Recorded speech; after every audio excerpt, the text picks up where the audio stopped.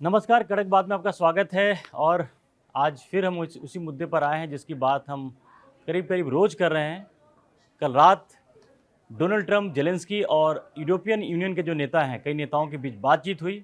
और आपको पता ही है कि बातचीत का एजेंडा ये था कि जो रूस यूक्रेन का है युद्ध को कैसे ख़त्म कराया जाए। तो अगर आप पूरी इस मीटिंग के बाद की जब अगर एनालिसिस करें तो कुल मिला के स्थिति यही निकलती है कि जहाँ थे खड़े थे वहीं के वहीं पे खड़े हैं। हालांकि दावा करने के लिए जिसको जो करना वो करेगा। डोनाल्ड ट्रंप भी काफ़ी कुछ दावा कर रहे हैं और जेलेंस्की भी, उनके पास तो कोई ऐसा लग रहा है कि इतने बेचारे हो गए हैं कि उनके पास कोई विकल्प भी नहीं है।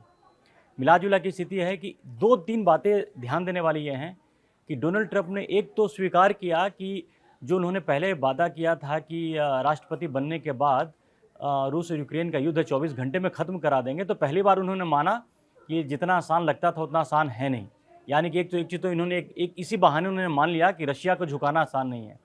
दूसरी बात, फिर से उन्होंने भारत और पाकिस्तान युद्ध की चर्चा की। उन्होंने उनका भी क्रेडिट लेना चाह रहे हैं कि जो भारत और पाकिस्तान के बीच ऑपरेशन सिंदूर के बाद जो सीज़ फायर हुआ वो उन्होंने ही कराया था। एक बार फिर उनको झूठ जो है, एक बार फिर उन्होंने सहारा लिया, झूठ बोले। जबकि आज तक वो इसके बारे में कोई, भारत ने इतनी बार नकारा इस चीज़ को, उनके क्लेम को, उनसे वो किया, लेकिन आज तक कभी वो फिर से बार बार गोल घूम कर वहीं पे आ रहे हैं।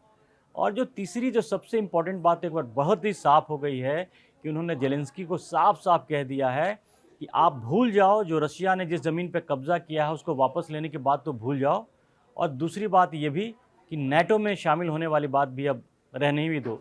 ये बात हो रही है, डोनाल्ड ट्रंप कर रहे हैं। लेकिन वहीं पर संजय जी, ये जो तमाम जो चीज़ें चल रही, समझ में नहीं आ रहा है कि ये दुनिया कहाँ जा रही है, क्या बातें हो रही हैं। अलास्का की मीटिंग हुई, अलास्का में पुतिन के बीच में, डोनाल्ड ट्रंप और पुतिन के बीच में, वहाँ भी कुछ ऐसा निकला नहीं। एक बार फिर जिसके बारे में बहुत बड़ी बातें हो रही थी कि यूरोप के सारे देश डोनाल्ड ट्रंप आ रहे हैं और जेलेंस्की आ रहे हैं। लेकिन इस मीटिंग के बाद ऐसा कुछ निकल के नहीं आया जिसको कोई कह सके कि हाँ कोई बहुत पक्की चीज़ निकल के आई। वो तो वही वाली बात हो गई जो मीटिंग के पहले भी डोनाल्ड ट्रंप यही बात कर रहे थे, मीटिंग के बाद भी वही बात कर रहे हैं। तो जेलेंस्की के पास ऑप्शन है क्या? रशिया के पास जो कब्जा है वो कब्जे पर बना रहेगा और नेटो का वो मेंबर बनेगा नहीं। हालांकि यूरोपियन यूनियन के नेता कुछ और बात कर रहे हैं, लेकिन उनके बात करने से होता क्या है? यूरोप के जो देश हैं उनके पास कौन सा विकल्प है? देखिए, अलास्का में ट्रंप और पुतिन की जो मुलाकात होती है, उस मुलाकात से पहले ट्रंप लगातार रूस को धमकी वाले अंदाज में बात कर रहे थे, लेकिन उसके बाद उन्होंने वो बात बंद कर दी। और उस मीटिंग से ये साबित हो गया कि वहाँ जो भी इन दोनों के बीच में मीटिंग हुई थी उसमें पुतिन सुपर बॉस थे और ये उनके फॉलोवर की तरह थे। क्योंकि मीटिंग से निकलने के बाद पुतिन जो कुछ भी चाहते हैं, ऐसा लग रहा है वो सब कुछ पूरा करा लेंगे और ट्रंप उनकी बात मान रहे हैं। तो एक तो बात यह है। तो और यही बात उन्होंने जेलेंस्की को, जब जेलेंस्की व्हाइट हाउस में आए, यूरोपीय यूनियन के तमाम नेताओं के साथ आए, उसमें फ्रांस था, उसमें इटली था, उसमें जर्मनी था, उसमें ब्रिटेन था, उसमें भी ट्रंप ने साफ कर दिया कि देखिए भाई, युद्ध तभी रुकेगा जब रशिया की बात आप मान लोगे। और रशिया की बात मानने का मतलब यह है कि जितना वो एरिया, जो दोनबास वाला एरिया है, वो दोनबास का एरिया यूक्रेन चुपचाप छोड़ दे और उसमें जो है उससे समझौता कर ले। रही बात, हम आगे यूक्रेन को सुरक्षा की गारंटी देते रहेंगे। हालांकि देखिए, इसका कोई बहुत ज़्यादा मतलब नहीं है, क्योंकि रूस को जो करना था रूस ने वो कर लिया। उसको वो एरिया वो लंबे समय तो से वैसे एक बात आपको रोक रहा हूँ, अगर सुरक्षा की गारंटी वाली बात थी, 3.5 साल से युद्ध चल रहा है, यूक्रेन को क्या सुरक्षा की गारंटी मिल रही है? यही मिल रहा है ना कि आप हथियार दे रहे हो और आप आर्थिक मदद भी दे रहे हो बाद में हो, लेकिन नुकसान किसका हो रहा है? इसके बावजूद रशिया जब 20% वहाँ का जो 20% अगर जमीन पर कब्जा कर चुका है, तो काहे का ये सुरक्षा की गारंटी क्या हुई है? नहीं, सुरक्षा की गारंटी देखिए, वो जो जिस सुरक्षा की गारंटी देने की ये बात कर भी रहे हैं, वो भी एक तो देखिए वो हवा में है, उसका कोई वो हकीकत में नहीं है, ज़मीन पर नहीं है। उसमें भी कई तरह की चीज़ें निकल के आ रही हैं। उसमें ये आ रही हैं कि साहब हम हथियार तो देते रहेंगे यूक्रेन को, उनके सैनिकों को, अफसरों को ट्रेन भी करेंगे, उनके साथ हम सैन्य अभ्यास किया करेंगे। ये सब ऊपर की चीज़ें। जो मोटी चीज़ निकल के आई वो ये है कि सारे यूरोपीय यूनियन के देश मिल करके यूक्रेन में एक शांति सेना तैनात करेंगे। अब वो शांति सेना तैनात करेंगे, ये कोई हंसी खेल नहीं है कि आप अपने पैसे से हजारों सैनिक कहीं आप कैसे तैयार कर लोगे। उसको लेके भी एक राय नहीं है। कुछ कह रहे हैं नहीं साहब, वो शांति सेना तो होगी लेकिन वो छोटी होगी, बहुत ज़्यादा बड़ी नहीं होगी क्योंकि उसमें विदेशी सैनिक होंगे, तो रूस ने कभी अगर फिर से आक्रमण किया तो वो विदेशी सैनिकों पे वो कुछ नहीं करेगा, उसमें वो जो है वो थोड़ा सा पीछे अपने आप को टालेगा। तीसरा वो निकल के आ रही निशा, वो बहुत बड़ी भी नहीं होगी, बीच की भी नहीं होगी, उसमें कुछ 100 200 300 400 500 सैनिक होंगे। जैसे रूस कभी आक्रमण करेगा वो तुरंत सूचित कर देंगे यूरोपीय देशों को, अमेरिका को, और जो है सारी चीजें हो जाएंगी। लेकिन आजकल ऊपर सैटेलाइट लगे हुए हैं, दूसरे सूचना के उपकरण है, वहां पे सैनिक रखने की जरूरत क्या है कि वो केवल इस सूचना के लिए वहां पे रहें। तो कुल मिला के सारी की सारी ये सर लिप सर्विसेज हो रही हैं। हाँ। और इसमें देखिए कल भी जो यूरोपियन जो देश हैं उनके जो नेता, जैसे ब्रिटेन, फ्रांस, जर्मनी का जो अप्रोच है, वैसे तो कैमरे पे वो कहते हैं कि हम यूक्रेन को अकेला नहीं छोड़ सकते, और ये कैसे हुआ कि रशिया के पास, ये भी कह रहे हैं कि सब फेस सेविंग ये सब फेस सेविंग कर रहे हैं। हाँ। सच्चाई ये है कि जब 3.5 साल से, अभी अगर 3.5 साल से लगातार नुकसान यूक्रेन का हो रहा है, तब ये देश क्या कर रहे हैं? सिर्फ बैठ करके सिर्फ बातें कर रहे हैं, केवल चीजों को भुना रहे हैं। हाँ। फेस सेविंग कर रहे हैं और दुनिया के सामने नाटक कर रहे हैं। हकीकत इसके अलावा और कुछ भी नहीं है, और आगे भी कुछ नहीं रहेगी, कुछ नहीं रहेगी। हाँ। अब मिला जुला के इसीलिए अगर आपने देखा कि जेलेंस्की का जो स्टैंड रहा है, उन्होंने कम से कम जो पहले ही बोल रहे थे और आज भी बोल रहे हैं कि वो रशिया से बात करने के लिए तैयार हैं, वो तो उस पहले भी तैयार थे। तो जब मिला जुला के जब यही स्थिति होनी थी, रशिया को अपनी सारी शर्तें मनवानी थी और जेलेंस्की को उनके सामने झुकी जाना था, तो बीच में इतने अमेरिका, यूरोप के सारे देश को बीच में आने की जरूरत ही क्या थी? तो अगर चाहते तो अगर जेलेंस्की सीधे अगर पुतिन से बात करते तो सुरक्षा की गारंटी तो ज्यादा वहां पे उनको मिल जाती। देखिए इससे ज्यादा मिल जाती है। हाँ। अगर वो रूस के साथ आ जाएं, हाँ। तो रूस का जो उनकी सुरक्षा का एम्ब्रेला होगा वो कहीं ज्यादा मजबूत होगा, कहीं ज्यादा बेहतर होगा, और उस पूरे रूस यूक्रेन को वो ज्यादा बेहतर गारंटी देगा कि आप सारी चीजें करो। आप यूरोप के साथ मिलोगे या अमेरिका के साथ मिलोगे, उसमें न तो आपको कोई गारंटी मिली है। 3.5 साल से केवल यूक्रेन झेल रहा है। हाँ। उसमें वहाँ के लोग झेल रहे हैं, वहाँ के लोग मर रहे हैं। लोग झेल रहे हैं, मर रहे हैं। यूरोप के ऊपर कोई असर नहीं पड़ा उसका, अमेरिका के ऊपर कोई असर नहीं पड़ा है। आज आप कह रहे हैं कि वो जो जमीन जितनी रूस ने कब्जा कर ली वो उसको दे दो।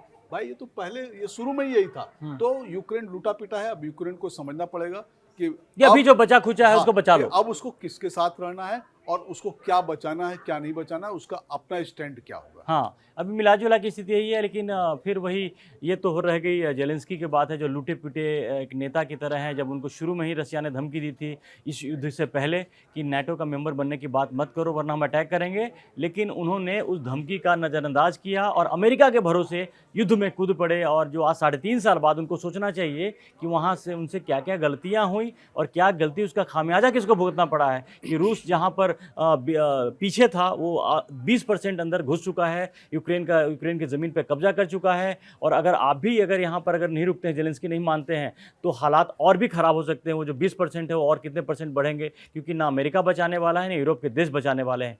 लेकिन फिर वही एक तमाशा जो डोनाल्ड ट्रंप की जो हम बात कर रहे थे कि फिर उन्होंने भारत पाकिस्तान वाली बात छेड़ दी है, वो युद्ध की।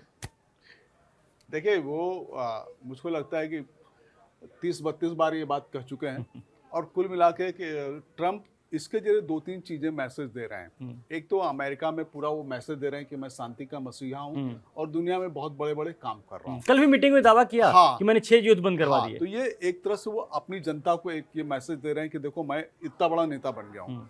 दूसरा, बाहर के नेताओं को भी वो लगातार ये कह रहे हैं कि ये सब जो कुछ हो रहा है ये सब मैं ही करवा रहा हूँ। अब पाकिस्तान तो मान ले रहा है, भारत नहीं मान रहा है। इसी वजह से शायद भारत से वो कुपित भी है।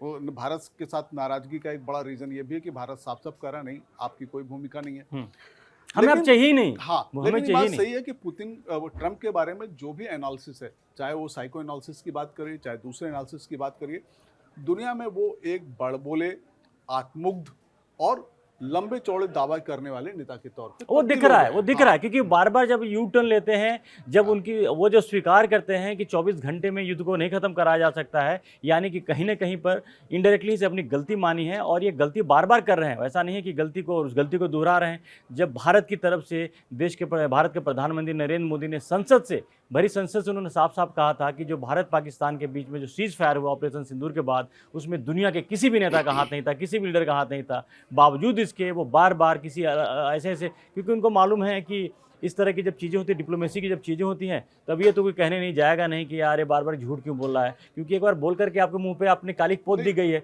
लेकिन अगर वो कालिक आपको दिख नहीं रही है तो इसका तो कोई जवाब ही नहीं, इसका तो कोई उपाय नहीं। दो ही चीज इसमें होगी। अगर ट्रंप बार बार ये बात कह रहे हैं, अब उसमें बीच का एक रास्ता है जो भारत को करना पड़ेगा।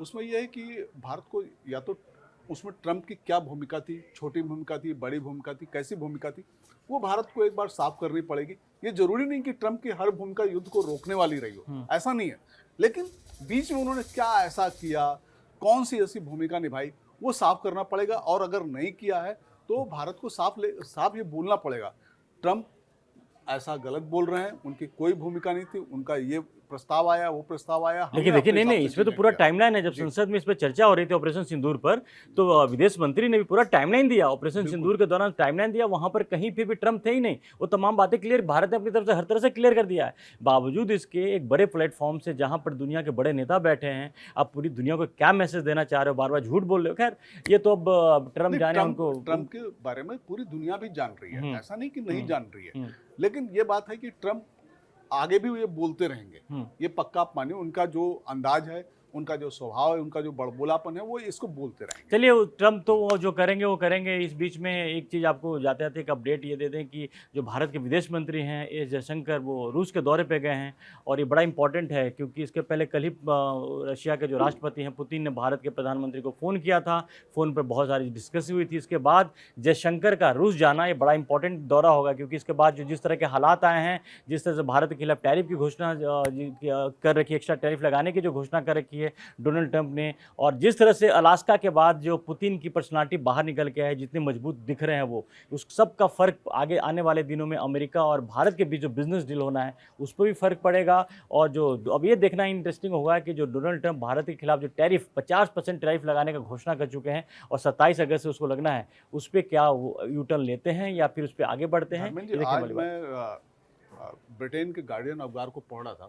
गार्डियन अखबार लिखता है कि चाइना और भारत दोनों पे जो ये रूस से तेल मंगाने के कारण एक्स्ट्रा वो लगा रहे 25% लगा, वो शायद खत्म हो जाएगा, वो खत्म हो जाएगा, रोल बैक हो जाएगा, वो पीछे हो जाएगा। वो रोल बैक होगा तो मान कर चलिए कि जो बाकी भी जो 25% जिस पर ट्रंप पहले भी इंडिकेट कर चुके थे, उस पर बार्गेनिंग करने को तैयार हैं, तो मिला जुला की स्थिति हुई आगे। जो बात करते थे ना कि 10-12% के रेंज में आने की बात आएगी, तो आने वाले दिन में, और ये उनको करना भी पड़ेगा, क्योंकि नुकसान उनका ही ज़्यादा है, क्योंकि भारत अपनी जिद पर अड़ गया और अमेरिका के सामने झुकने से इनकार कर दिया है। तो ये तमाम अब रशिया में जयशंकर की क्या आगे बात होगी, आगे की क्या रणनीति बनेगी, ये खबरें भी आएंगी। हम तमाम आपको खबरें देंगे। और अभी तक आपने कड़क को सब्सक्राइब नहीं किया है तो सब्सक्राइब जरूर कीजिए।